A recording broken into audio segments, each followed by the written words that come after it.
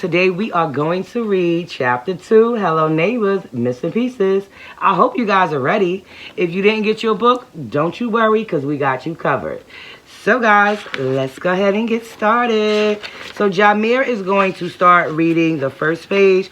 Jalea will read the second, and I will read the third because chapter 2 starts getting not long, but we just don't want to read too slow for you guys. So we hope you enjoy. Here it goes.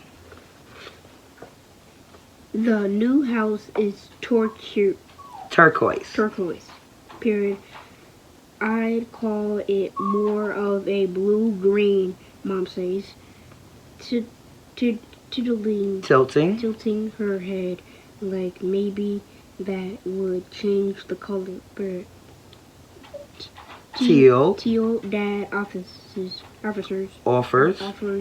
But it used to be a very popular color for exteriors. But Dad knows nothing about exteriors or colors for that matter. But that's the thing about newspaper editors, though. But they can sound like experts on just about anything. But wasn't it white in the picture? Mom asks. Period. The moving truck rumbles up the otherwise quiet street. Called I swear to the alien's friendly court. Then the driver leans out the window. Period. This one, yours, the turquoise one. Mom drops her head. I give up. Dad nods to the driver. The turquoise one.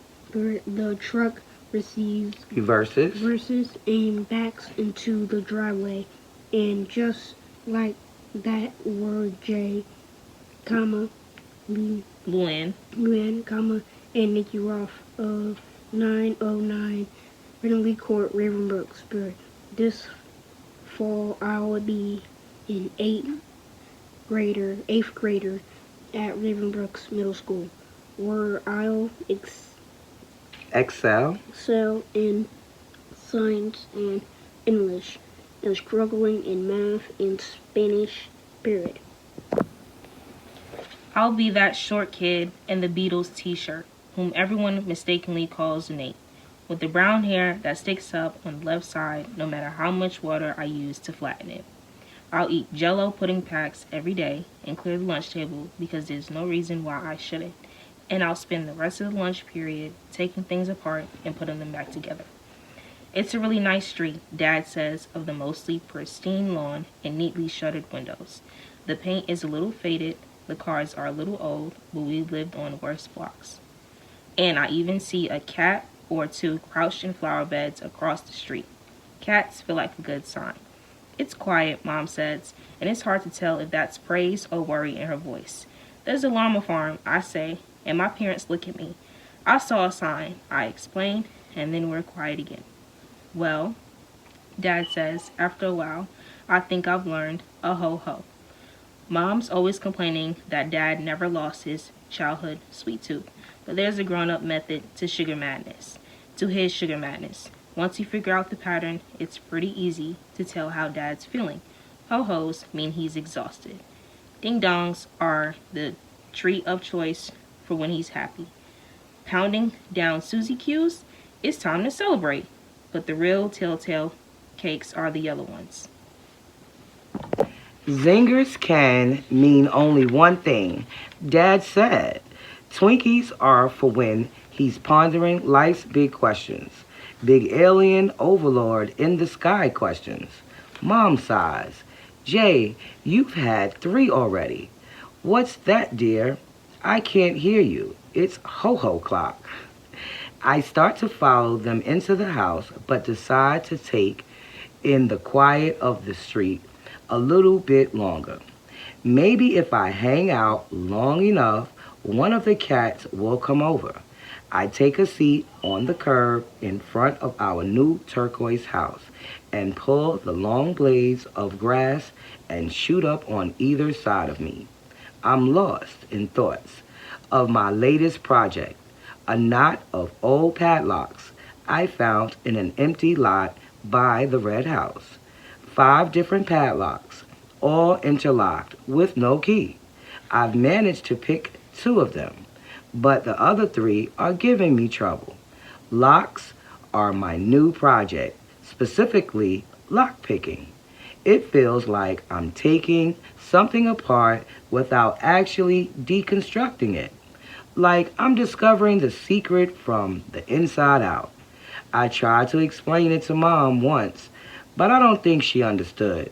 She's more into stuff you can see under the microscope. Underneath the microscope.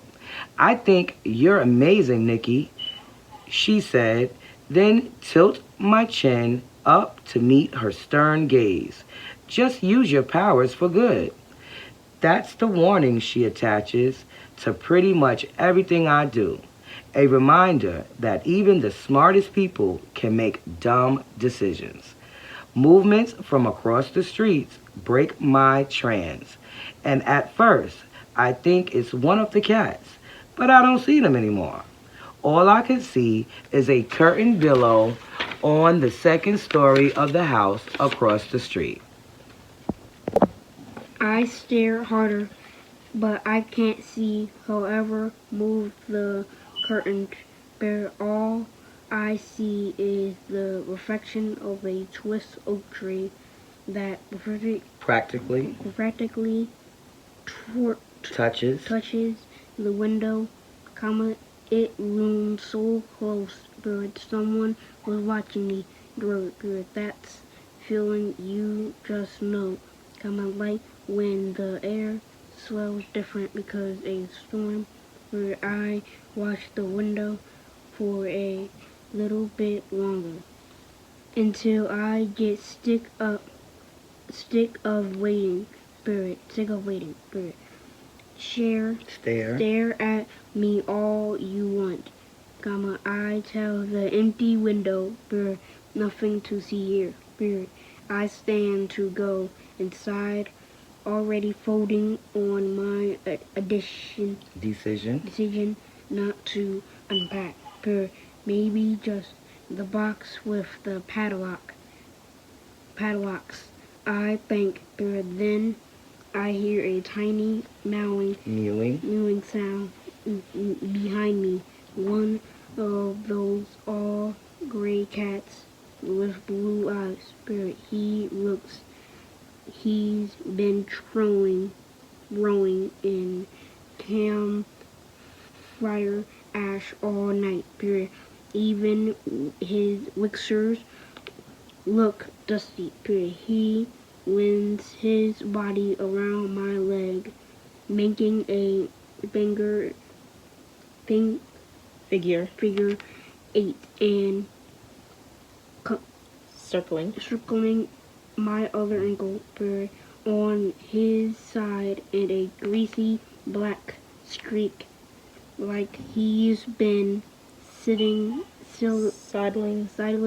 up to a Newly newly waxed. waxed car tire, bird. Hey cat, comma, I say, bird, I've never been great with names, bird. He mews and respond, bird. You live across the street, other mews, bird. Well, tell creeper there that it's not polite to stare, bird.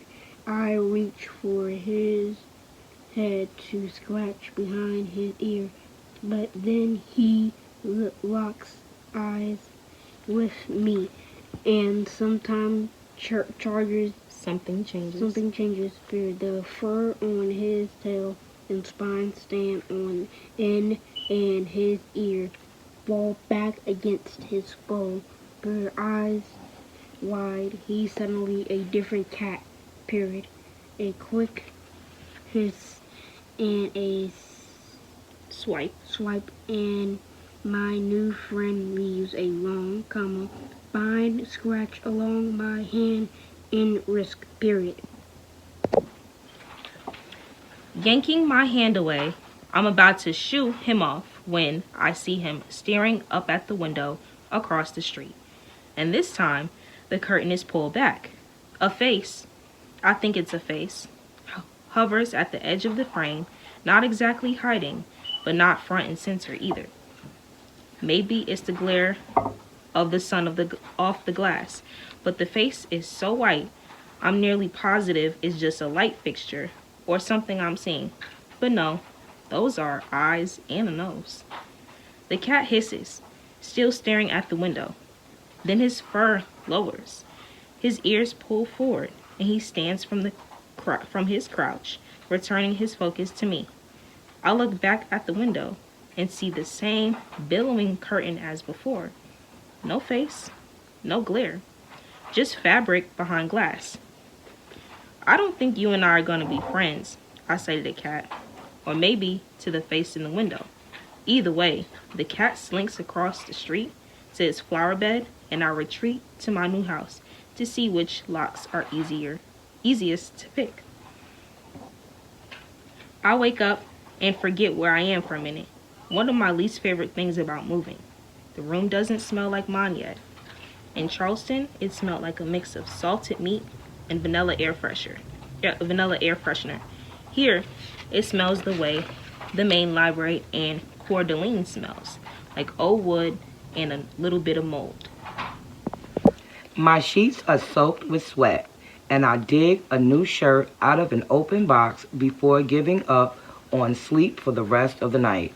Not a chance I'll be able to shake the nightmare. I never can. I was in the grocery store again, sitting in the shopping cart, my feet dangling high above the floor. It was cold and dark, and the shelves of canned foods towered so high above me. I was afraid that they were going to fall and crush me. Like always, I wanted to get out of the cart to find help or find out where I was. Like always, I was afraid to move. It's weird. In the dream, I'm frozen. In real life, I would give anything for my family to stay in one place for once. Then I remember that the scariest place my dreams take me is to the grocery store, and I decide that I probably shouldn't try to make too much sense out of them. I drag my locks to the deep windowsills and faces the street. It's the coolest part of my new room. This built-in bench that creates the perfect spot to sit and stare out at the rest of the friendly court. I can see all of the way to the highway if I face the right direction. For now, though, all I see is the house across the street, which is fine because I know I'm the only one up at. I turn my watch over on my desk. 3:15. I press my hand over my eyes and cup my forehead, match- Massaging. massaging my Temples. temples. Spirit, it's going to be a long day. Spirit, I unearth, unearth my pick set, and get to work on the lock that's been giving me the most trouble. But with my flashlight, I try to see as into the hole as I can, but it's a classic turtle shacket, and I can see only so far. But I've been using the tourism wrench to hold the plug in place, but the half diamond pick is too Rigid. rigid to make it very far through those angles. But ball pick, but I sit under my breath, rubbing Rummaging. rummaging through the worn elite Leather. leather case of tools I brought from some kid just outside of Charleston who seemed a little too eager to get rid of it. But there you are, I say to the Titanium. titanium Alloy. alloy stick with the circle tip. But I start to work the pick through the lock and make it around one corner, then another, until the pit starts to lift. We're almost there. Comma, I stay the familiar rush of Besting. besting the lock beginning to wash over me. But maybe this day won't be so bad after all. But then a scream cuts through the night air. Period. I drop the knot of locks on the floor, and the crash echoes through the house. Come on, but I'm not focused on that. Period. I'm Straining. I'm straining to hear the last echo of the scream that should have woke Woken. woken the entire neighborhood. Period. Not a single light on the street flickering door. Period. Not one head popped out their front door to see what's going on. Period. The voice was high and ragged, and at first it sounded like a kid. But then I'm not so sure. I've heard some pretty convincing goats make that screaming sound, and there was that llama farm we saw on the way into town. I hold so still, I forget to blink, and my eyes water until I rub them. When my vision is clear, I'm staring once again at the window on the second story of the house across the street. This time, I'm sure I see a face staring back at me. You again, I whisper, and I half expect to hear an answer. Instead, the head moves closer to the window, eventually pressing against the pane. Hands cup around the face like binoculars, and I do the same. I'm staring at a boy who looks my age. It might be the glare of moonlight or the contrast against the night sun, but the kid's hair looks almost white, like he got struck by lightning in an old sci-fi movie. We stand there, hands shielding our faces, staring for a strangely long time. And just when I'm starting to get a little uncomfortable with this game of chicken, he slaps his hand against the window, a yellow sheet of notebook paper, glowing in front of the circular light on the flashlight. Do you not know it's not polite to stare? He heard me talking to the cat. I take my hand from the window and back up a little, looking for the string to pull the shade. Before I find it, though, the kid drops the note and flickers his light to get my attention. Then he slaps another note to the window. Then he smiles. The ball pick was a good choice. I look down at my kid and the knot of locks, feeling found out. But instead of being embarrassed, I feel relieved. I rummaged for a piece of paper and a marker we've been using to label boxes. I think for a second. Then I hold my flashlight up with my own message. Bored. I need something tougher. The kid swallows and he ducks his head, showing me a full head of light hair, then holds up a new sheet. Come over tomorrow. I nod and he draws his curtain closed, leaving me standing there with my flashlight in one hand and a marker in the other, where I stare at the house across the street, which is definitely bigger Bigger. than ours. But I'm not sure I call it nicer. Period. From the chopper Chipped. chip paint on the porch to the cracked driveway to the gutters Separating. separating at the seams. Seams. Everything look Mm-hmm. like Everything what?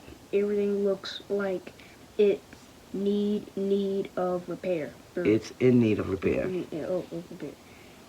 Upon closer look, there's a little half door on the side of the house that looks like it might lead to a root cellar, Mm-hmm. but it's impossible to say because if it is a door, it's covered over with so many wooden boards and bent nails, there's no way it could ever open, period. If that weren't enough metal padlock, Jim Glean. gleam from Hinges. hinges between the wooden boards, daring someone to try to Jane, Gain. Jane, yeah, a entire Entry. period. Overkill doesn't even begin to cover it, period. I shake my head and go back to bed, staring up at the cellar, Ceiling. comma. The sound of my dad's words swirling Mm-hmm. around in my brain, period. Raven Brooks will be your city. Maybe it will be. There's the window sill like a bench, and a kid across the street who knows the difference between a half diamond and a ball pick. There's a newspaper that everyone still subscribes to, and a university where mom's giant science brain is needed. I'm almost asleep again before I remember why I was looking out the window in the first place. I settle into an uneasy sleep with the memory of a scream that no one but me seemed to hear. All right, guys, so that was the end of chapter 2. And so we would like to summarize it to make sure that we're all caught up and everybody knows what's going on. So, as we seen in the beginning of chapter 2, they moved into a turquoise house. Dad doesn't really know anything about colors because he's a newspaper editor, but their house is definitely turquoise, and they live in 909 Friendly Court in Ravensbrook. Nicholas is in the 8th grade in middle school, and he's doing great in science and English, but he's struggling in math and Spanish. So he feels like when he go to school that the kids won't say his name right and his hair stick up, and that basically he'll be there by himself. So he doesn't really see himself to have a lot of friends, but he's okay with that because he's in love with his padlocks that he found, and he's more interested on figuring out how to get those unlocked. So that's pretty much his biggest goal. But they do talk about their father to let you know that his father has a sweet tooth, and his father likes different type of cakes. He like ho-hos, that means when he's tired. He likes zingers when he's sad, Twinkies when he's thoughtful, ding-dongs when he's happy, and Suzy Q's when they celebrate. So that was a little thing that they was letting us get to know the characters a little bit better. Mom seems to work at the school, or she's definitely a person who's qualified to work at the school because she definitely watches things underneath the microscope, as Nicholas referred to her as. So she's not really interested in the lock picking, but she definitely wants him to use his talents for good, which means figure out how to unpick them locks, but don't be unpicking locking somebody's door you ain't supposed to. So, and moving on to that, then he also noticed he hears some sounds, and as they rode in, they seen a cat from earlier, and he thinks he hears the cat across the street. and he's not sure because he doesn't see the cat, but he just sees the curtain moving, and he's trying to figure out what's exactly going on. So he goes over and try to investigate, but before he even do, a flashlight flickers at him and shows him sign to let him see that the person or whoever wrote it says it's rude to stare. But they were the ones staring at him, so that's what's kind of funny. And basically, he's still trying to figure out who is that behind the curtain. And so the person behind the curtain did tell him that he seen him pick that ball pick tool that he needed to pick that lock. So that was a little creepy because he's saying like, well, how could you see me? Like, I know you watching me, but how did you see me get the ball pick? So he's trying to figure out what's going on and who the person is in the window. And he actually got a look at him, didn't he? Mm-hmm. So what did you see? Didn't he have some white hair or something like that? Yeah. Yeah, what was that? That was the person that he seen in the window, right? Yeah. Yeah, he was saying it's a little boy, and it seems like he had got struck by lightning the way his hair was so white, but the boy seemed to be his age. And so, like she said, he was saying the ball pick was a good choice. So basically, he was able to see somehow that Nikki was picking locks, but Nikki didn't feel embarrassed. He felt relieved. And so he was saying that the boy said that he should come over tomorrow so they could get to see each other and get to know each other. And so then the curtain closed, and so that's when he was able to assess the house across the street that the boy came from.